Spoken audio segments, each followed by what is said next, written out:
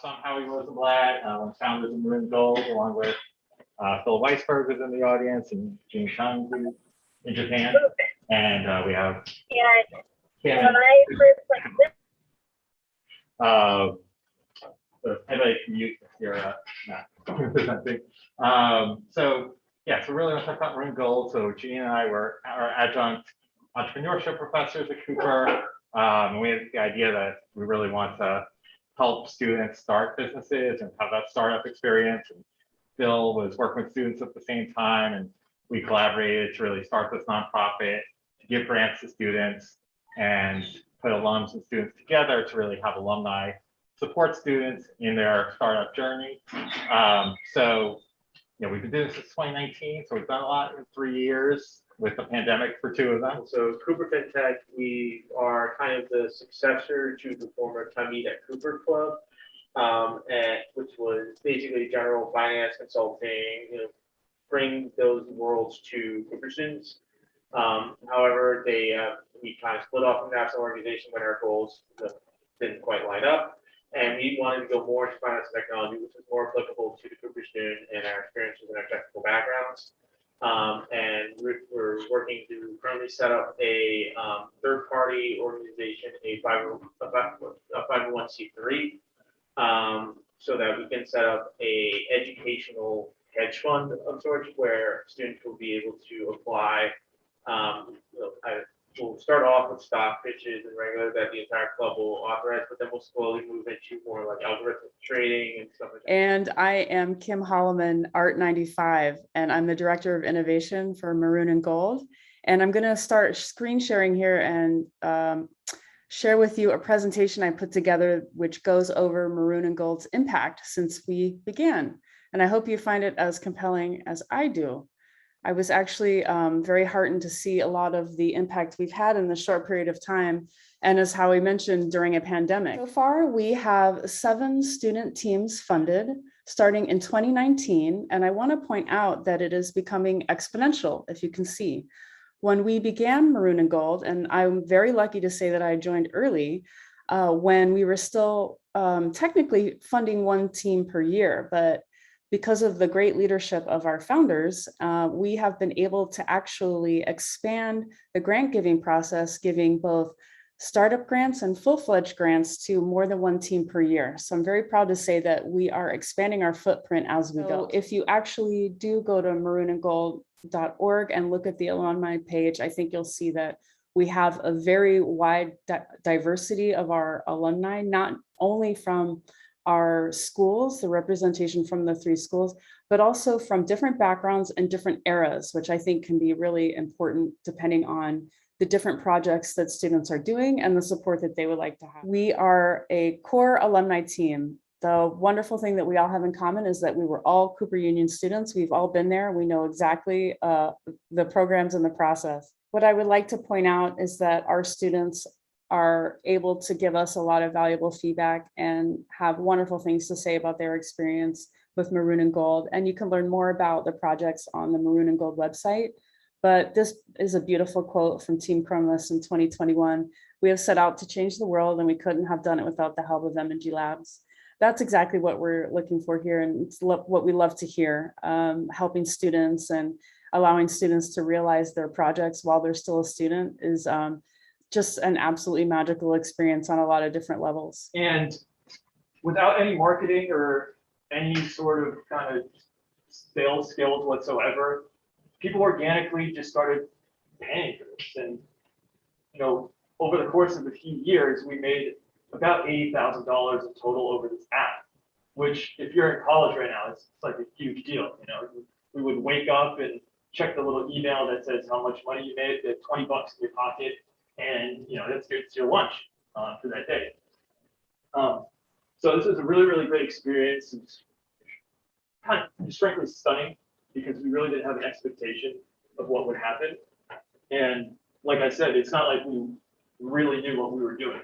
I wasn't that great when I started as a software engineer. Like I didn't really have that much formal training. I took a couple of courses here and there. Like I said, I built this app I'm talking about, but I was nowhere near prepared to actually be a a really successful, great software engineer. And I recognize this, and basically the only way around that, I think, is just spending a lot of extra time outside of work programming and working on complicated projects. Right, so for grants are available, so again, for our generous donations from alumni, we have $5,000 grants available for ideas that are more of the, have at least more of the advanced stage, so, but then any idea that you have, even if it's, you know, really early stage, we have the starter grants that are $1,000 that are available too, so, you know, basically just apply if you have an idea and we'll work with you to try and make it happen. And you know, preference given to projects with an environmental focus. So Fred, who I saw is on the call, Fred has really helped support that and have ideas around it that he's worked with students on. Great mentor for us. And like I said, all ideas will be considered. So it doesn't have to be an environmental idea, doesn't have to be pure engineering. So Ryan will talk about his team that has kind of combination of engineering and design in it. Okay, so these are some projects that Fred has sponsored. And again, just reach out. If you're interested in any of these, we'll send these slides so you can see what a couple. Okay, so everybody's encouraged to apply, you know, across anybody Cooper in any stage. So we had company Ecosphere that we funded that was already had like a pop-up store in Manhattan. That Eureka was an alum that started, you know, and then there are ideas, there are businesses that we funded that are much earlier stage that, you know, basically have an idea and then they know they want to work together as a team or looking to find a team to work on it. So really any stage companies can apply. Just details, there's a Google form that you fill out. It's, we don't need to look at right now, but it's only like a one-page form, shouldn't take you that long. May 5th is the deadline, so it's right when classes end. But you know, apply anytime, and you know, come see us with questions if you have after the event. Okay, so really easy process. You know, we've had students apply that didn't have a team, and like Kim said, we've matched them up with a team. So if you have an idea, something you're thinking about starting, or some project that you worked on in class that you feel like, hey, this could really be a business, I want to keep this going. Definitely reach out. So by this point, you're wondering what Group Purple is actually doing and what our mission is. So our mission is, as how quickly mentioned, is to combine our engineering environment together to create a product that meets all of these three criteria. We plan to create, reduce the products that reduce the environmental impact, the fashion industry by upcycling and using the used clothing. And then combine art and engineering to develop products that are both fashionable and practical. Our first project is going to be a furoshiki bag, which is a traditional Japanese polo bag that is versatile and multi-purpose. The goal here is to give freedom to customers. By combining the different kind of used clothing with stitches, we create a rectangular square clothing that lets the customer to do with whoever they want to do. And finally, some of the things that we've learned so far is how to manage our time, how to exert time and effort to the startup, how to manage the resources of the startup, and also how to communicate and collaborate with our team members in order to sort of just like work as best as we can. Mention that we've had some continuing work with people after they graduated as well. That is trying to maintain the momentum of the project. In one case, after graduating, and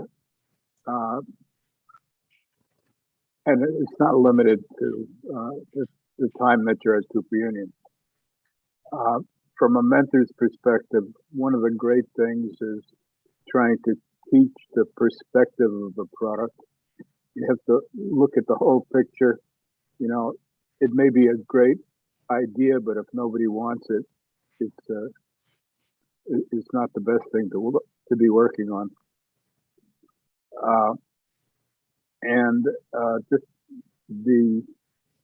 perspective of where things are is probably the most important. Before I'd be back here, and I wanted to thank all of the people online who donated. And I also really want to thank Cooper, because when we're setting this thing up, Cooper was helpful because they said you could use the facilities, but if you're going to interact with Cooper students, there's a couple of ground rules. Like number one, they're their ideas. Number two, you got to make sure no one's in it to try to take advantage of the students. So all of the mentors have signed a form that basically says they have to act in the best interest of the student. And I think one of the nice things about Maroon and Gold is a lot of times the school is trying to get alumni interested to donate, but there's no interaction with students. This is such a wonderful thing that Howard has spent a lot of time on, Austin has spent a lot of time on, Kim has spent a lot of time on, basically just to facilitate this interaction. And I think what's unique about all the mentors is they might not have been educated in this beautiful building or in this year, but they went through the Cooper experience and they really want to see you all succeed.